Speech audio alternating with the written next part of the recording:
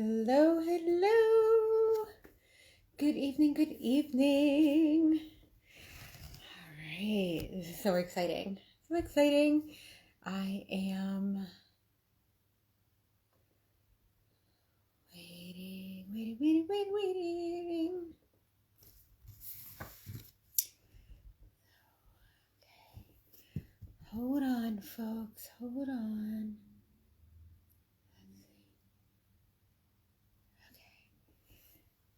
Hi, Charlotte. So glad you're here. Just waiting for a few more people. Ah, there she is.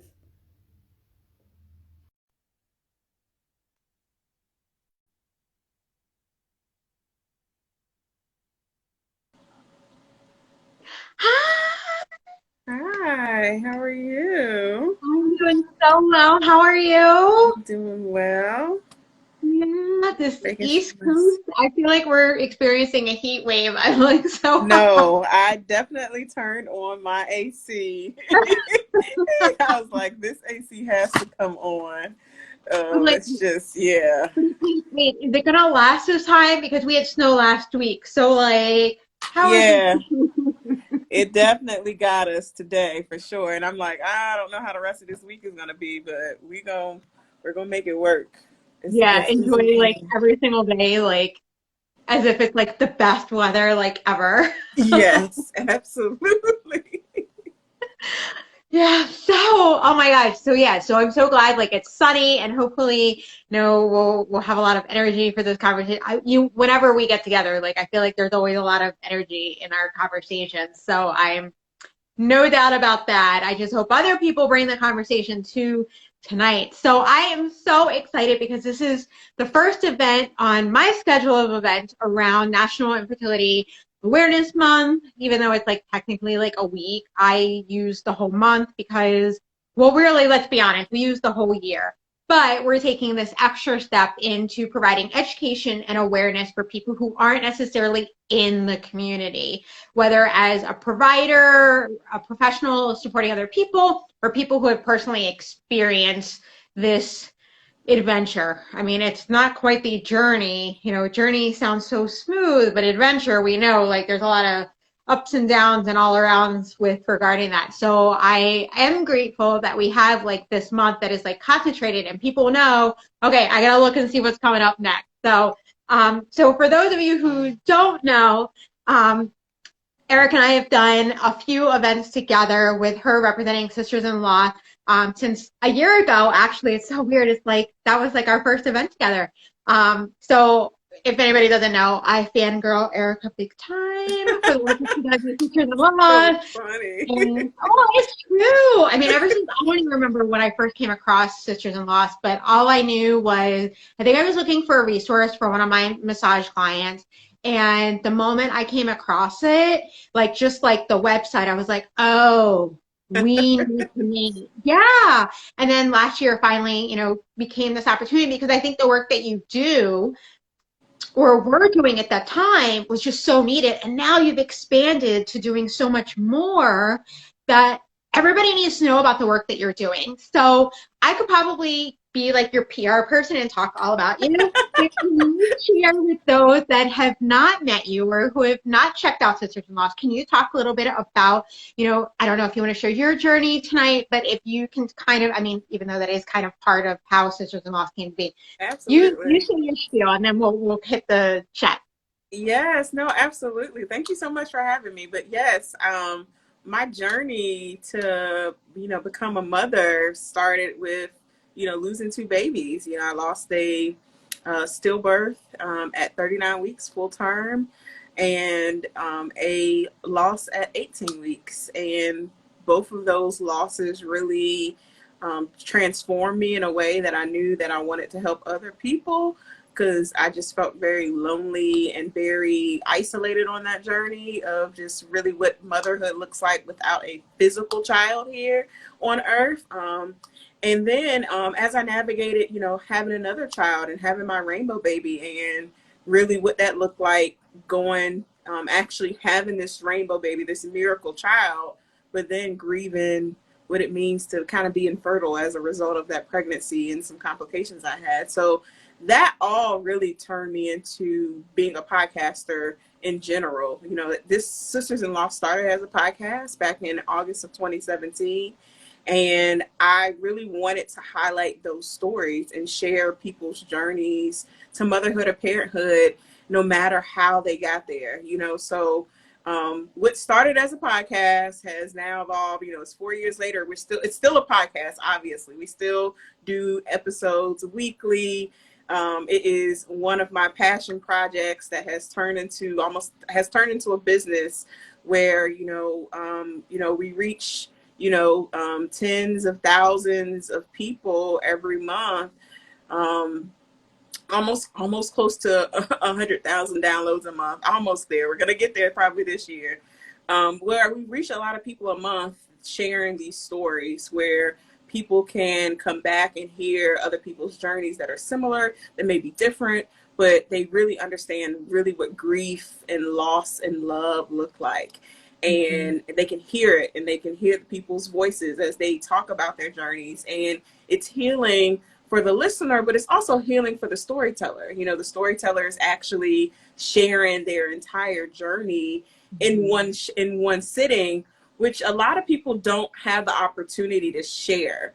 And when you really think about it, sometimes when you start to think about it and speak it out loud, it's really when, those emotions and just that passion comes up out of people of where they've come from. Because sometimes we don't even think about it. We keep moving through life as we're navigating our journey. And sometimes we don't always look back and be like, oh my gosh, like I went through a lot just to get to the place I'm at now. And I still got a little bit more to go to get to, this end goal of having this healthy and happy baby in my arms. But look how far I've come and look where I am now. I'm not the same person I was back then. I'm a different person. I'm reformed. I really know what it means to get to a place of healing. I know how to feel all the feels. I've gone to therapy. I've done the work. And I really wanted to highlight those stories for my own personal reason because I was navigating infertility and I didn't know anybody who was infertile in the way I was infertile. With my son, I ended up having a placenta abruption where in order for the doctors to save my life, they had to give me a hysterectomy. So I didn't know anybody who was battling infertility from the sense that they physically couldn't get pregnant because they didn't have a uterus anymore. So I really wanted to find those individuals out there who were navigating the journey through infertility, where they had to make a decision in order to grow their family. They had to use alternative methods, whether that is looking at a gestational carrier or looking at adoption or what foster to adopt may look like for the community. And unfortunately, not a lot of Black people, not a lot of people of color really talk about that portion of it. We've seen a lot more stories recently where a lot of celebrities and influential people come out and talk about their journeys to motherhood and having to go through IVF. But the other side of it is that for a lot of families who cannot get pregnant through the traditional IVF method or IUI method, there are other ways to become parents. And I wanted to really share those stories on the podcast. So the podcast is going from, a podcast. We went to an online community the following year in 2018. And then we've just continued to grow from there, where, a person shared a post, shared the group, and more people have continued to join the community over time. And, last year during the pandemic, I have been talking about it since I had gotten certified as a doula back in 2017, that I wanted to train other doulas to focus on bereavement, really full spectrum, focusing on prenatal and postpartum, but really talking about bereavement, because what I saw in 2018 and 2019, a lot of my doula friends in my local area were all calling me to help them as they were navigating the journey of having clients who may have experienced a miscarriage or have may had a stillbirth or a second trimester loss. And they really didn't get that part in their training that they were offering that they got from some of your reputable, companies that do offer doula training. So I wanted to make sure that I filled in that gap, not only for my doula friends, but also for those who have walked the journey like I have. They know the gaps that they were missing in their local communities on the services that they were not provided, specifically in, at their local hospital, at their local OBGYN clinic. And I wanted to help us create a program that helps us fill in all those gaps. So last year, during the pandemic, I had more downtime, just like many of us. And I was just like, I'm going to go ahead and launch this program because I think that it's something that's been on my heart for a year or two at that time. And I knew that it was the right opportunity because people had a little bit more time to dedicate to a virtual class, and they still could learn how to support clients virtually. And that had really turned into, where we are today. I did 4 classes, over 150 students trained last year. And, I hope to surpass that in 2021, where we, get many more doulas trained in full spectrum, really with a focus on bereavement. Yeah, and I can say that I personally know a few people who have recently taken your trainings, the last couple ones that you've offered, and even like a couple people who are on, they were like, yeah, I loved her training, it was so good. and it really speaks to the volume of like, you can really take your experience and help other people, because oftentimes we get stuck in this, well, I don't know what my purpose is and I don't know what I'm supposed to do. And that's hard, especially when you're still in the thick of grief. And grief is a beast in itself, but how we unravel it and transform it, you've shown people that that is possible. And, last April, we had the conversation about in Black communities, we don't talk about this stuff. And Black people are supposed to be the most fertile community possible, right? And so, like, how dare I say that I'm struggling with fertility or that I had a pregnancy loss? And I think that you're giving people a safe platform to feel that, like, okay, this is my experience and I'm not alone. And there's plenty of other people out there like me who get it. And all of the stories shared through your podcast and the people who are part of the online community really do bring different truths and different tales of what their experience was like. And I love that everybody feels as if they're part of that community, because they are. And oh my gosh, it just speaks it's monumental. And I don't really know if you'll ever really understand the impact of the work that I know. It's crazy too, because even I do all my podcast interviews on Sunday. It's like my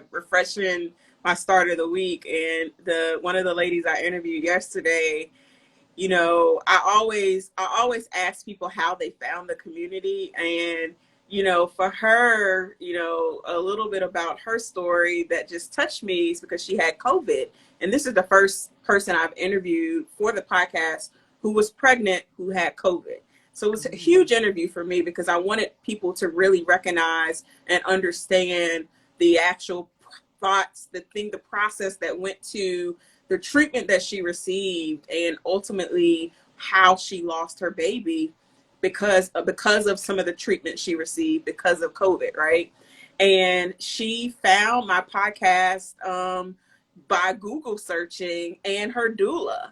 And I just thought, thank God she knew to have a doula, to hire someone who could help navigate that journey with her. And thank God that doula and I were connected on Instagram. And she was like, oh, you need to go listen to this podcast. And she told me, she was like, Erica, since she's had her loss back at the end of last year, she's listened to all my episodes because she wanted to understand and hear people's success stories, that she really wanted to navigate that journey. Her doula that was you. That's so funny. She oh my gosh, she commended you so much. So thank you so much for reaching out and sharing my podcast with her, because she, I got like her episode, yeah, I can't wait till the episode airs for you all so you can hear her and how much she applauds all the things that you did for her to support her as she navigated that journey through her loss. She sung your praises. So thank you so much for bringing her to me and bringing her to this community, because ultimately what I realized and recognized just by talking to her, because this is so new. Like, she just had a loss back in November. It was very new.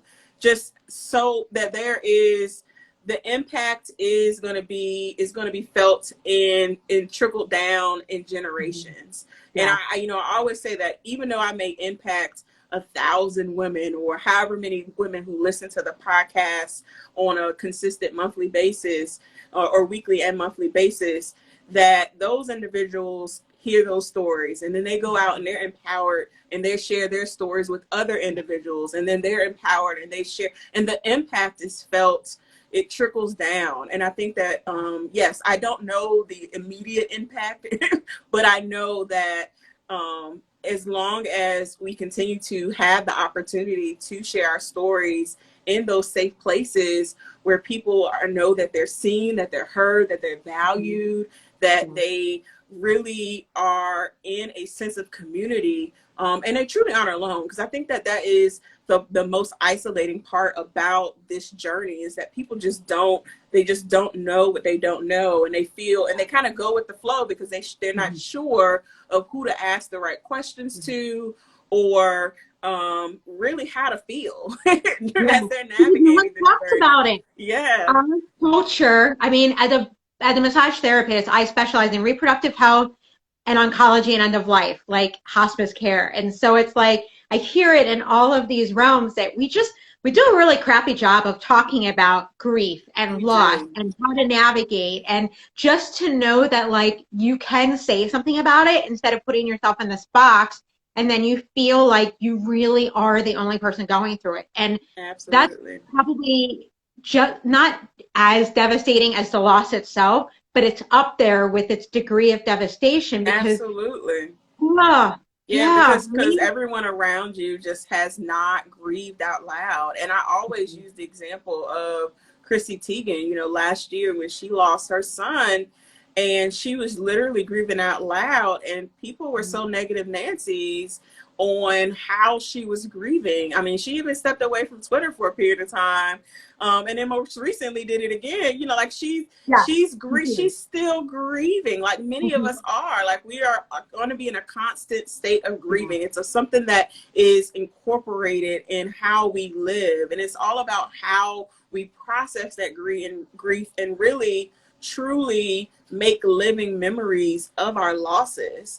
And I hope that people really gauge and engage in that in the community. And I really make it a purpose to make sure that people are engaging in that way, especially they aren't, negative, or, people spreading false information. Like, we want to make sure that we are keeping it light, that we really are engaging people in that manner, because people need to grieve. And if they want to post and they say that they're having a bad day and this was hard, and they want to post pictures of their babies, and they should have the opportunity to do so, because that's their only memory of them, and they want to live that out loud, and they want to just shout from the rooftops that I did have this baby. The baby may not be physically here, but I had them, and I want to be able to share that and share my story with everyone. So, I always tell people that not everybody is going to have the courage to share in a platform like a podcast.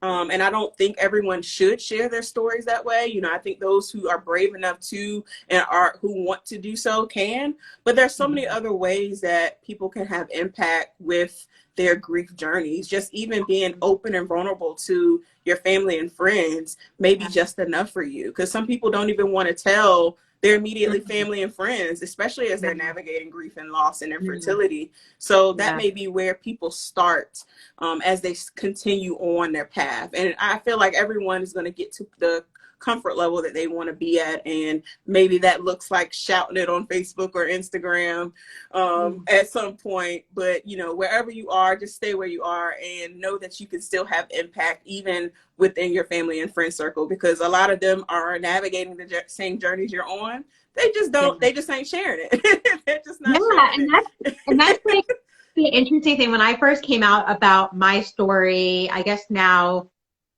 almost 4 years ago, it was like the floodgates were opened, and then like people felt like they were safe, that they could like actually be like, hey, guess what? Like all the messages that I got, like, oh my gosh, and now I actually told so and so, and like I felt like, okay, I could say the words, like I had a loss and I need to be heard. I need a space. And I'm like, oh my gosh, like that's why storytelling, which I declared for the month, is the theme of all the events that I put together on the calendar, is like, because through storytelling, that's how we heal. It is. And whether it's we're telling our story or we're hearing someone else's story, like that's so important, because it's medicinal on so many different levels. Absolutely. And we meet people where they're at. And there's never any pressure that like you have to word vomit it all out because you're not there yet. And that's okay. And that also goes to the sacredness of community, is that we'll be there when you're ready. Yep. Absolutely. And many times people come in the community just to, you know, to be lurkers. And I don't think anything's wrong with that anyway, at all. I think that you need to be around people to know, okay, well, this is a safe place where I can let down my guards a little bit and be vulnerable. And I may share something here in this community that I haven't even shared with my partner, that I haven't even shared with any of my best friends, just because they may not understand it. But this is a safe place to do so, because I saw somebody else post, you know, in the community. So now I feel like I have the courage to do so as well. But yeah, I love that about the Sisters in Loss community. I love that we can still all come together and support each other with the high highs and the low lows. And because we all have them. I mean, we're all living life. We're all still grieving. We're all still healing. Yeah. So let's go back. Okay. So you talked about this person who you just interviewed. Oh, and I feel like that is like the perfect segue into the validity of using a doula, using a supporter, and especially in the middle of a pandemic, when we know as birth workers, so many of the hospitals and the clinics all shut down, like, to having visitors. And like, I mean, for me, myself, my little personal moment, I just had a miscarriage in February. I lost my baby, and my partner could not be in there with me. And he couldn't go to the fertility clinic with me when they confirmed what we thought was happening.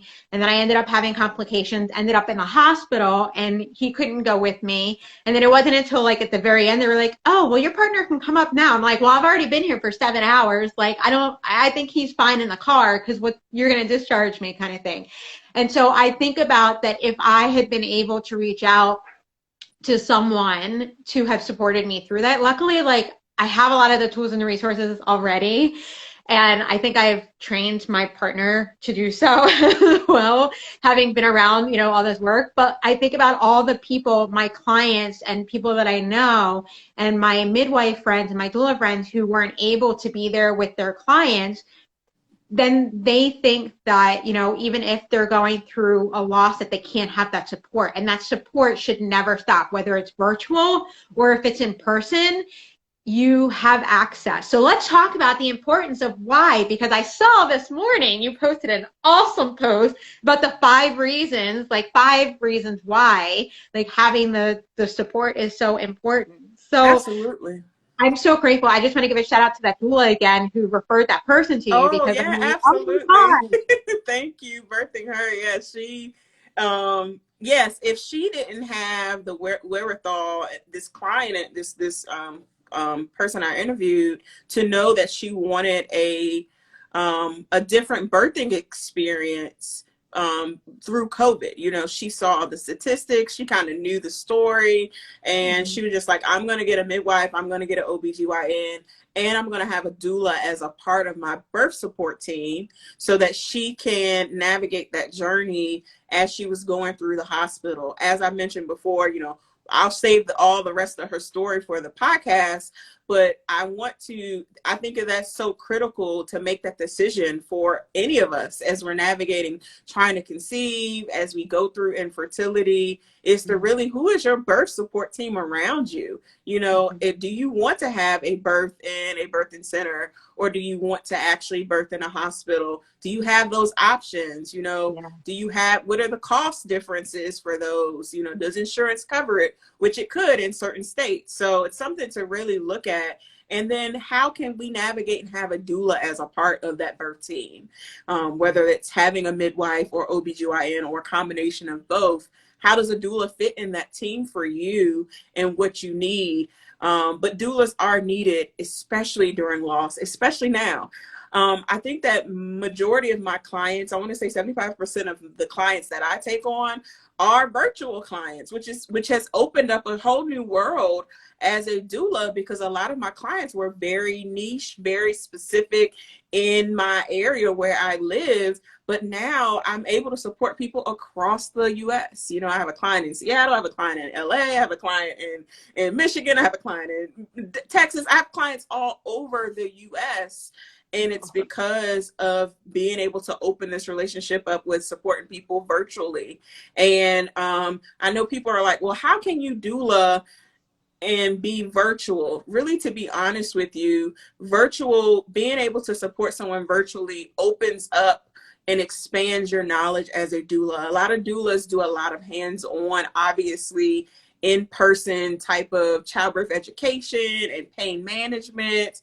But when you have to actually explain that to like the partner or the individual, it really opens up how you doula. And I really teach that in my course on really how do you support clients virtually so that they can ensure that they're getting all the right educational tools they need. They know how to manage pain. They know when to go to the hospital. They know how to manage the emotional support they need. You know, you're typically still on call for even virtually. And then we have a setup like this, like what we're doing now while they're in the hospital. So we'll send them a tripod and say, hey, you need to set up this tripod so that I can be in the room while you're laboring, or you're going to labor at home for a certain period of time until you go to a hospital or the birthing center. And we can help them make that call on when to do what, when. And then navigating that postpartum. I think that a lot of people forget and think doulas are only needed for the birthing process. Doulas are needed in prenatal and especially in postpartum, as we can help navigate and understand, you know, are you experiencing forms of postpartum anxiety or postpartum depression? You know, here are a list of lactation consultants and specialists that are in the area that can really help you navigate this breastfeeding journey, especially if we don't have that specialty. So I think that doulas are so critically needed, especially now, especially as people are in these hospitals or in these clinics or even in the ER, you know, navigating birth and loss by themselves and not having that support they need as they go through those journeys, and really experiencing additional trauma that may not necessarily be needed because they just don't have the support. So I really, really recommend for those who are listening, who are trying to conceive, you may be currently pregnant, you may be on a fertility journey, that you consider hiring a doula as a part of your birth team, as they can help you navigate this journey and answer all those questions, or give you questions to make sure that you ask your provider so that they are giving you, you know, the complete and full picture of what birthing during this pandemic may look like for you.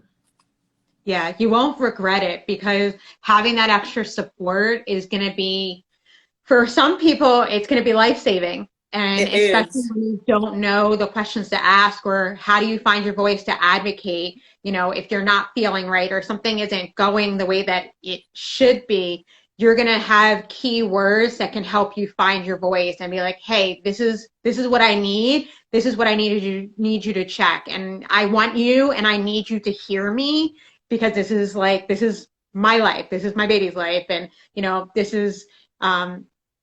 this is, it's about, it really is. It's a matter of life or death. And we have to be frank. And doulas really, I mean, I don't think, as someone who's not directly a doula, I mean, I am in some ways, but not in the way that you are.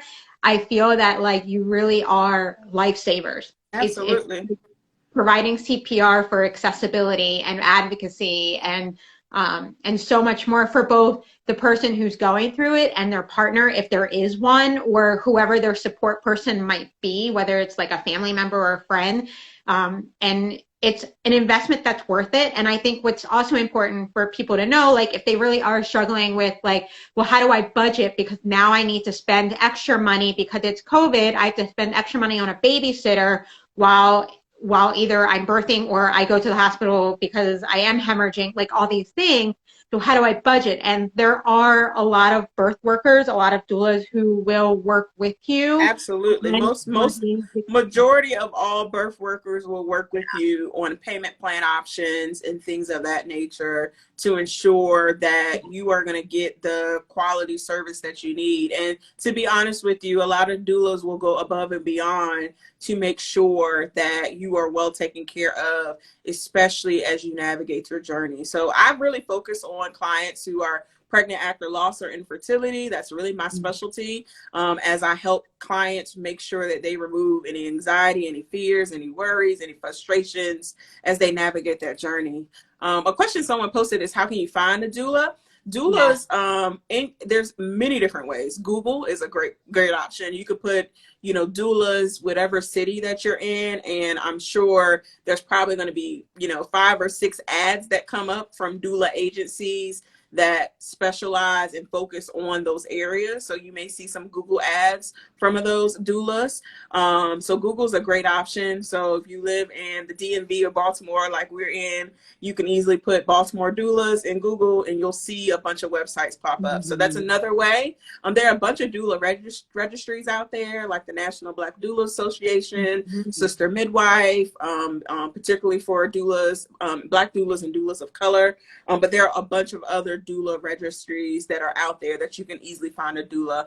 And then Facebook's another great option to find a doula. There are doula groups on Facebook that you can easily put in whatever city you're in, doulas. Find that Facebook group, join that Facebook group and say, hey, you can tell people you're looking for a doula, and I'm sure you'll get an influx of messages of doulas in that area. So those are 3 different ways that you can find a doula, but Google is your best friend, as it is for a lot of things.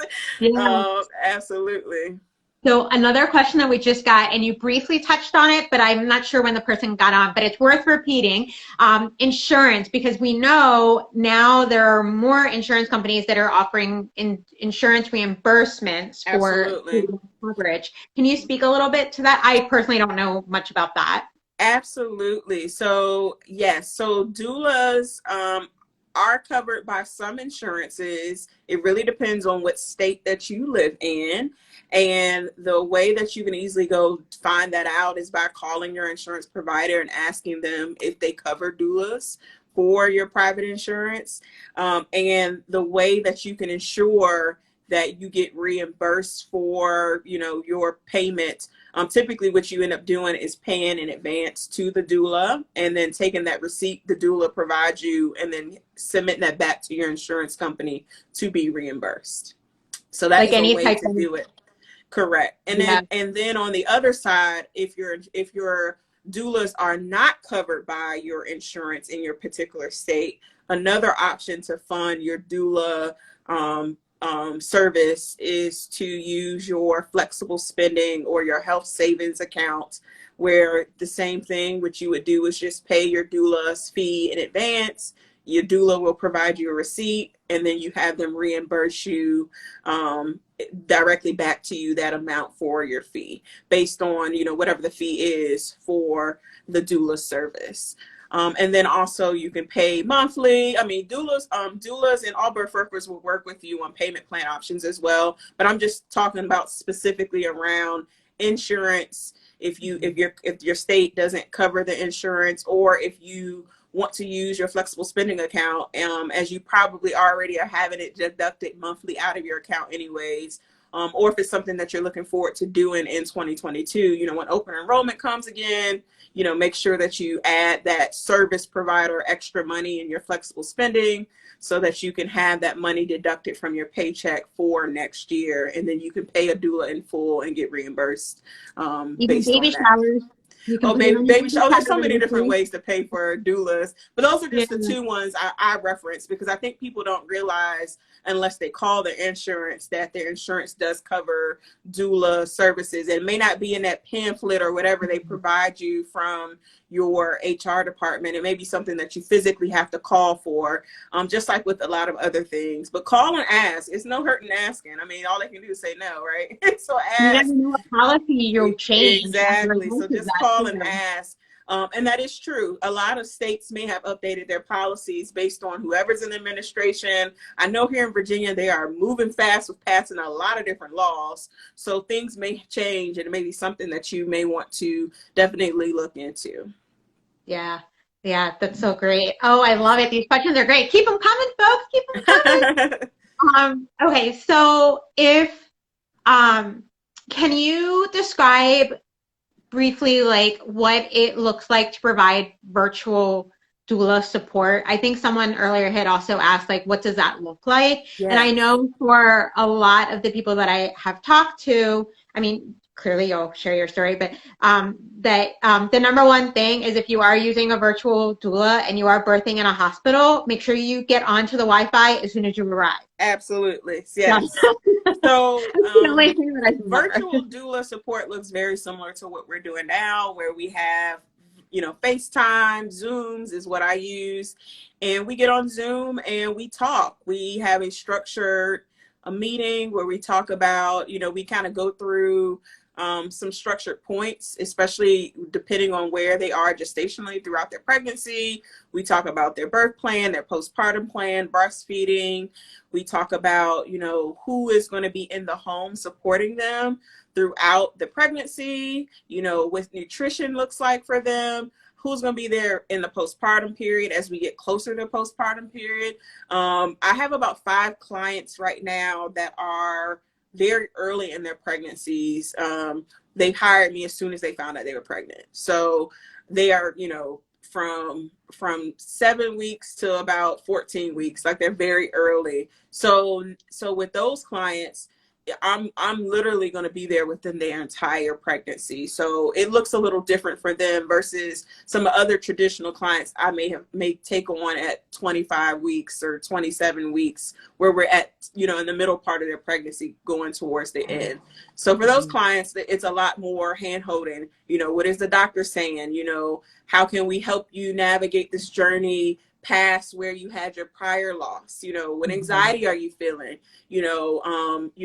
Doing journal exercises and journal prompts and affirmations and prayers. And a lot of my sessions are like that with a lot of my clients. So we go through a lot of those details in the virtual sessions as we start to build up until, they pass the mark where they had their prior loss, and then up until the latter part of the pregnancies. So that is typically what we do as we navigate virtually in the prenatal period. Now in postpartum, once baby comes, you go into the hospital, they come in, I always ask that their partner set up everything, whether it's the Wi-Fi, make sure they're on the Wi-Fi, make sure that, they have the camera set up a certain way. But prior to that, we're going through pain management techniques. We're doing whatever thing that they want to their birth plan, so that their partner knows exactly what to do, what to say as they navigate that birthing process. But also in the hospital settings, particularly, I make sure that the nurse knows I'm there, that the doctors know I'm there. Like we we kind of have that conversation where the partner and I will go kind of to the side, and I'm like, can you give the phone to the doctor, to the nurse, just to let them know I'm there, just to be friendly, just to say, hey, I'm here as a support person. Obviously everything that the client wants is their wants and needs. They're going to advocate for themselves, but I just want to be here in the room to be there for them. And then I'm on the phone with them through their birthing process, through the labor process. It may be hourly check-ins. It may be me staying on the phone for them for a couple hours, like on FaceTime or on Zoom. And then when they come home, we do weekly check-ins with them in the postpartum period, very similar to this on Zoom as well. So virtual support, very similar as it would be in person. Obviously in person, it'll just be a little bit more hands-on, but it's no different. I still would be doing the same kind of emotional support, informational support. I'm just not physically there with them. Their partner is there doing all the physical lifting on exactly what to do. And then I'm guiding their partner as well through exactly what to do, how to do it, and ensuring that they're providing the right comfort for the client. I got goosebumps. Yes. No, that's exactly what we do. I love it. I mean, I absolutely love it because I am able to work with more people across the country, obviously. And then for the folks that I've hired recently, they want the support from the beginning of their pregnancy, which I think is so critical for folks who've experienced loss. They're like, I want to make sure I get past 14 weeks. I want to make sure I get past 17 weeks or whatever that prior loss was.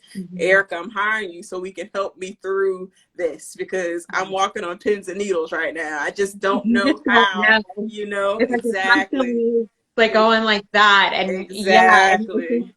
We need that. And it's not, I think for some people, like they view like having that extra support as like a sign of weakness. And I think it's a sign of strength and that you're setting yourself up so that you are supported and that you have access to the resources that you need.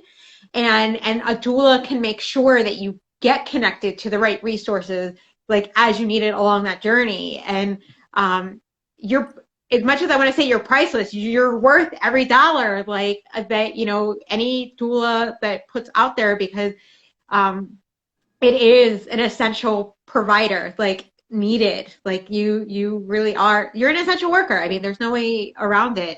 Absolutely are. And the healthcare providers that are providing the medical side of the care, they're appreciative of having the doulas as supporters because you're helping. Oh my gosh, you guys like play. There's so many different layers of. Oh, absolutely. Yeah. Absolutely. There's so many different layers. Naturally working from homes or do I have references for doulas in the Bay Area? Yes, DM me. I'll send you some links to some doulas that I love in the Bay. Yay, I love this. Oh my gosh, I'm so, I'm fangirling. I'm like, oh, you're so funny. Sticky over here. I promise. So can you talk a little bit about the training that you provide? Because I know there are some people who are watching or will be watching who are curious and either they've taken other doula trainings and maybe they want to add your bereavement specialty or they want to take the full spectrum training. What does that look like and how long is it and all of that jazz? Yeah, so we offer a bereavement doula, or it's really a full spectrum training. I really focus on loss in any trimester. So we talk about really birth and loss in any trimester throughout that training. That is an 8-week course. It's live, it's virtual, all virtual. And we walk through from conception, really prior to conception, all the way through birth, labor, birth, delivery, and in postpartum. And we talk about really what does that look like as how doulas really support people, in pregnancy, in the birthing process, virtually through COVID. I really talk about COVID throughout the course. We also talk about grief and loss in any trimester, including abortion, first trimester losses, second trimester losses, third trimester losses, stillbirths. How do you support those clients through that? How do you navigate, making memories, rituals, funerals, what the grieving process would look like for clients, and how to make sure that they are plugged into the right support system, and support team and support network. And then we walk through the postpartum period. We go through, postpartum emotional health, mental health, physical health. Really, how do they navigate that, with a live birth, but also a baby who's passed on at any trimester. As folks who go through postpartum, go through loss, still experience postpartum. They may have forms of postpartum depression and PTSD, especially as they navigate, miscarriage, where they may miscarry at home. So we really talk about how do we support clients as they go through that, and really navigate and move through the next phases and journeys through their life. And I really love focusing and talking a lot about postpartum, because I think that we miss postpartum a lot when it comes to navigating loss. But even with our live births, as COVID has hit, we've seen a lot of clients not have that support system around them, just because it's COVID. We're still in a pandemic. Families can't come the way they used to come to surround people and help people as they navigate this new journey. So I've seen a lot of clients, experience bouts of postpartum depression, even though they have this, their miracle child. It's because they just don't have that sense of community like they would have had, where people are physically there and they can spend that quality time, and they can pass the baby off to, grandma or auntie or whoever, and then they can have time alone. When they have this new baby by themselves 24/7, it opens up a whole new world in the postpartum period. So I think that we seldom forget that postpartum is extremely important. It's probably more important than the pregnancy and labor and birthing process, where you're in this new motherhood, this new parenthood, where it's still very new. I don't care if you have a couple other kids, it's still a new process, because it's new. It's a new every time, but it also is new because of COVID. COVID has made this process new for everyone, where your prior births, you may have had everyone in the hospital room. Now it's just you, your partner, and probably a cell phone. It's just a different experience. And I want to make sure that I really train and prepare doulas on how to really support their clients as they navigate this new normal, because we still are not back to where we are. And I don't know if we will be back in 2021. It may take us to 2022, where, doulas are allowed back into certain hospitals across the country, especially in bigger metropolitan areas. So we really focus on that. And then I train people how to actually start a business. I think people seldom realize or forget, you take a training, but do you want to start a business? Do you want to start a nonprofit? Do you want to add on to your business? So we really talk about that. What is the business of being a doula? How does this process work? How do you gain clients? How do you sustain clients? How do you set up your LLC or start your nonprofit? How does it look like to actually, really grow your business from an organic perspective, so that you can have consistent clients on a monthly basis, and that you can possibly, turn this into something bigger than just a side hustle or a part-time opportunity, where it can grow into a full-time opportunity if you want it to, depending on how much you put into it, from a marketing perspective. So we really focus that on week 8. We talk all about really what does a business look like, and how can you really grow and navigate this journey as a doula supporting clients in your local area. I always tell people that you can truly have a large impact in your local community. Do not feel like you have to go out and be this national or international organization supporting people all over the world. No, your greatest impact is where you live. Wherever your zip code is, that is your greatest impact, and where you can have the most sustainable business opportunities where you live. So I really focus on that within the course. So it's 8 weeks. We start on Sunday, actually. This Sunday coming up. We're starting on for 8 weeks. So for those who are interested, please join us.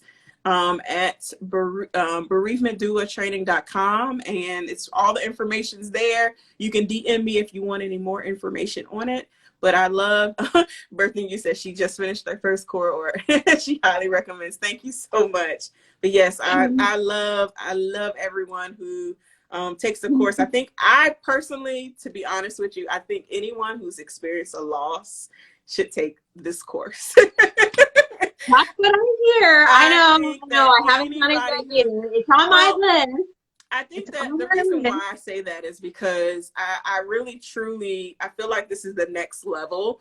Obviously, not everybody has to go out and be a doula, but what the course does, we really go deeper into how are we wounded healers? How can we truly heal ourselves in order to help others?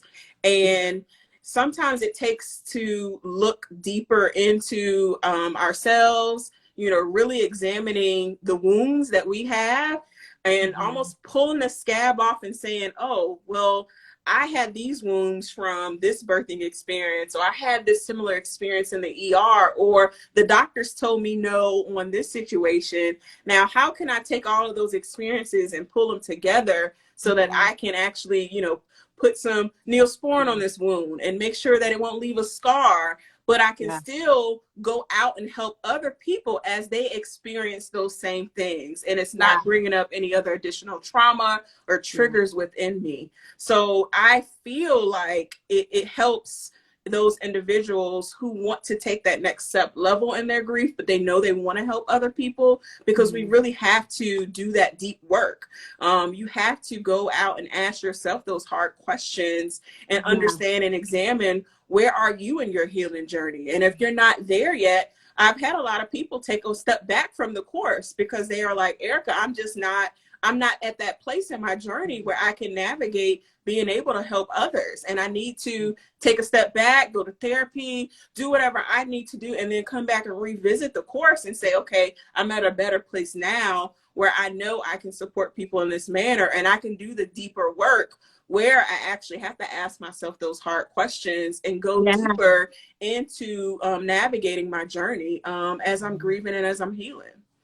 Yeah, and that's kind of why I always encourage people, like, take a workshop. Like, if you don't want to do like a full training, stalk the people that you want to take a training from, and if they offer any mini workshops, like, hop on those, because that's going to help you along the way. Absolutely. In addition to seeking, a mental health provider support, like, you're learning new things by doing these different workshops and training, because in order to fully be present and hold the space for other people, you're going to be constantly triggered if you don't deal with your own experiences. And I think that that's like the powerful message. So I do have a question, because somebody actually did ask, but it wasn't exactly my question. But how much is the course that you're about to do? Yes, so the course is $9.97. That's the full price. But there are payment options. And for everyone here today, I'll actually give you a discount code. You can go and pay for the course using the discount code 15 off to get 15% off of the course. For those who are on the live, you all can use that 15 off at bereavementdoulatraining.com and get 15% off of the training. But there are payment options as well for those who do want to break it up into smaller payments. So then my other question to you is, if people, and I'm hoping that anybody who's watching this and they're able to, how can people contribute to a scholarship? I know that you offer. I do scholarships. How can we give you our money? Absolutely. You can go to our PayPal, paypal.me/sistersinloss.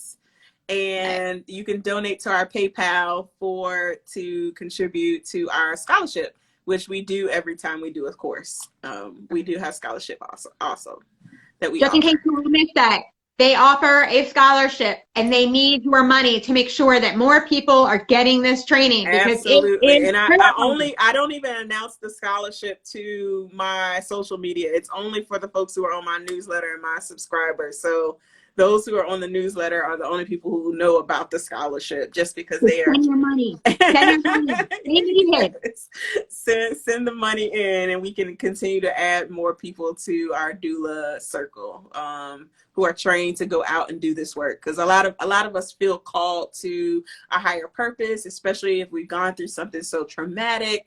And this may be your purpose, is to become a doula and support people in this manner. Well, what I'm going to be doing is adding a special section onto my website, and all of the links where people can send money to. So I'm not going to hide it. I'm like, I want people to cough up their money and provide the support, because this is like so important. I will have all of the links of where people can send in contributions to support other people, in making this a fulfillment for plenty of more people to get this training. And Absolutely. so I am so grateful to you, Erica, and your time, and Mighty Max for letting us have you for this time. And if you're not already following Mr. Max, you need to follow Mr. Max. Oh, yeah. Yes, my baby. He's got that smile that'll brighten anybody's day, that's for sure. Yes, absolutely. Well, thank you so much for having this time and this conversation. I know that everyone will be impacted by just us talking about this. I think that we always have to talk about and share these stories, and really talk about how we can create the right really support team for us, including having a doula as a part of it. Yeah. So thank you so much. And for everybody who's watching, stay tuned. If you check out the link in my bio, you'll see all the events scheduled out for the month of April. Well, the last week I still have to put up. But tomorrow night, join me for a Facebook Live on my business page, Moksha Massage and Wellness, Moksha Soul Massage, as we talk with single parents by choice. And I'm so excited for tomorrow night's panel, not to be missed. I know, I'm so excited because I know, yeah, I know Tamira's gonna be up there. That's my girl. Yes. So I'm so excited. So for the rest of this week, we've got Single Parents by Choice on Tuesday, and Wednesday night we've got chiropractic care and the connection with the body of fertility during fertility. So please, by all means, join us. And Erica, I love you. Thank you. See y'all later. Bye, everybody.